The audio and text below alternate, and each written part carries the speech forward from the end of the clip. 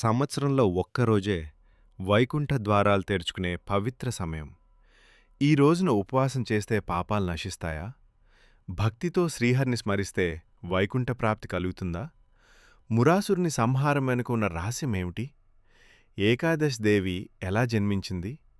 ఈరోజు మీ జీవితాన్ని మార్చే వైకుంఠ ఏకాదశి మహాకథను ఇప్పుడే తెలుసుకుందాం. పూర్వకాలంలో మురుడు అనే భయంకరమైన రాక్షసుడు దేవలోకాలను, భూమిని తీవ్రంగా పీడించేవాడు. దేవతలు అతని భయంతో విష్ణుమూర్తిని ఆశ్రయించారు.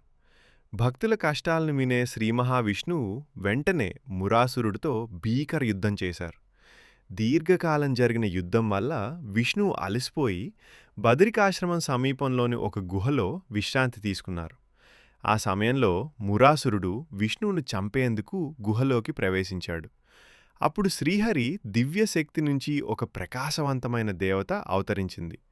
ఆమె మురాసురుని సంహరించింది. ఈ దివ్యదేవిని చూసి విష్ణువు ఆనందించి, నీవెవరు అని అడిగారు.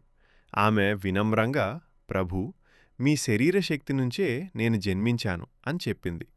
అప్పుడు విష్ణువు ఆమెకు ఏకాదశి అనే పేరు పెట్టారు.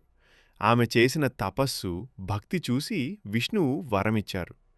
ఏకాదశి రోజున ఉపవాసం చేసి నన్ను భక్తితో పూజించేవారికి వైకుంఠ ప్రాప్తి కలుగుతుంది అని ప్రకటించారు.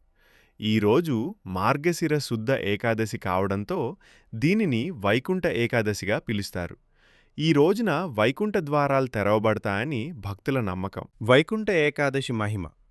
ఈ రోజున ఉపవాసం చేయడం వల్ల పాపాలు నశిస్తాయి, విష్ణుకృప లభిస్తుంది, వైకుంఠ లోక ప్రాప్తి కలుగుతుంది, భక్తి, శాంతి, సుఖ సంతోషాలు కలుగుతాయి. సందేశం: నిజమైన ఉపవాసం అంటే శరీరానికే కాదు, మనస్సుకు పవిత్రత కలగడం. భక్తితో శ్రీహరిని స్మరించడం ద్వారానే వైకుంఠం చేరవచ్చు. వైకుంఠ ఏకాదశి మనకి చెప్పే సత్యం ఇదే. ఉపవాసం శరీరానికే కాదు, మనసుకు కావాలి.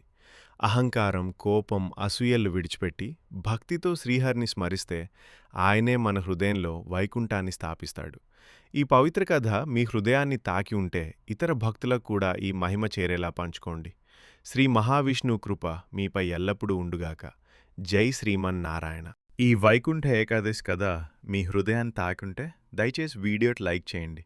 ఇలాంటి మరిన్ని భక్తి కథలు, దేవుని మహిమలు ప్రతిరోజు వినాలంటే సబ్స్క్రైబ్ చేసి బెల్ ఐకాన్ నొక్కండి. మీ ఒక్క సబ్స్క్రైబ్ మరెందరో భక్తుల వరకు ఈ కథలు చేరడానికి సహాయపడుతుంది. శ్రీ మహావిష్ణు కృప మీపై ఎల్లప్పుడూ ఉండుగాక. జై శ్రీమన్నారాయణ.